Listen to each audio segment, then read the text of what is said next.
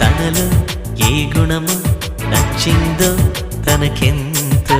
మనసే నన్ను విడిచి వెళ్ళింది తనతో ఎవరు ఎప్పుడు కదపని నామది ఎందుకో ఆమెను వదిలిరా నన్నది అపురూపమైన తను కంటపడిన క్షణమే తను నాకే స్వంతమని అంది మనసు నిజమే